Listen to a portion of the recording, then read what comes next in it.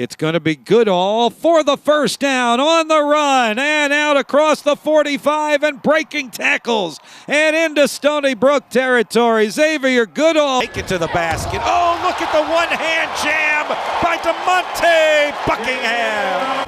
I would say when we were like 3 or 4 years old, we threw this Halloween party like with our families on our mom's side and just knew each other ever since then. My earliest memory was, I remember one time me, him, and his brother Nick went to his house and we had a Spider-Man game playing on PlayStation 2.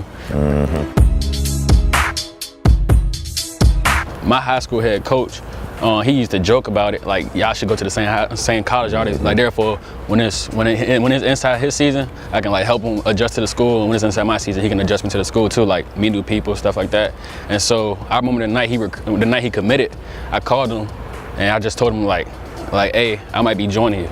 But then like 3-4 months later, it actually happened. I told him I was coming here, and so then ever since then, it's just been the same. Like, did you help try to recruit him here? Yeah, I actually just told him like, come on, we might as well continue this process of just staying at the same school together.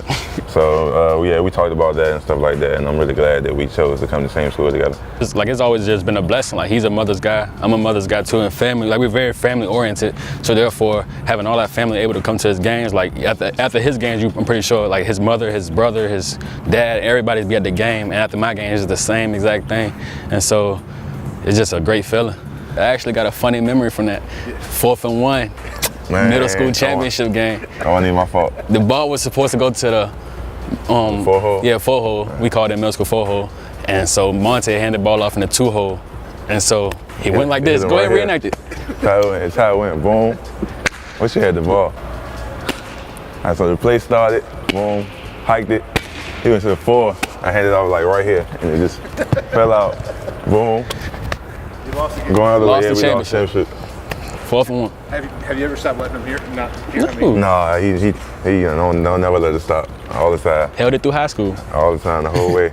Most of the time we were together all the time, every day, just talking to each other, just trying to keep each other's minds right, just pushing each other and trying to keep our heads on the right path, you know.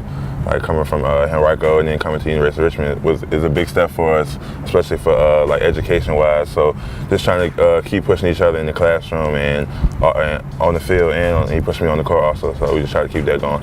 Yeah, pretty much last year it was like almost inseparable because nobody really knew us from coming in, even though we was like 10 minutes away, coming into a whole new college, new school base, and everybody started to question like, y'all knew each other before this? Because like that's what we just off. They thought we just off top, like just came together. But once they really found out that we knew each other since we was like 4 years old, it was a difference. They just was like, okay, cool. When I watch him play, I'd be going crazy up there. I'd just be like, I'll be up there like, give my brother the ball, like he gonna make a big play for us, get us the first down, and when they give him the ball, he definitely does it. So I just be up there just cheering him on like always, since I've been doing since we were young.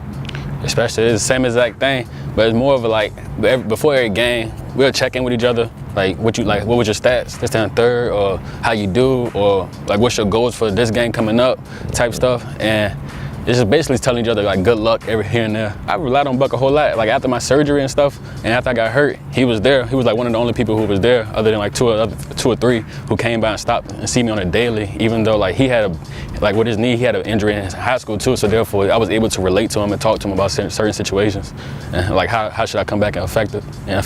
Once I found out like the news and what happened, I was texting him, and then he told me like I told my ACL, and I'm like, oh man, like with me, like I'm real big on God, so I just already told him like, you know, just gotta keep God first. He's gonna get you through this process. And then so that one night, I want to say one night after his surgery, I went over there and we just chilled for mostly the whole night, just talking, not even about the injury, just talking about basketball, football, just trying to get his mind off and just think about other things. But then once we started talking about the injury, I was just telling him like, you know, rehab is gonna be tough. You just gotta push through it, and they're gonna make sure you come back strong. And as you can tell, he came back strong from it.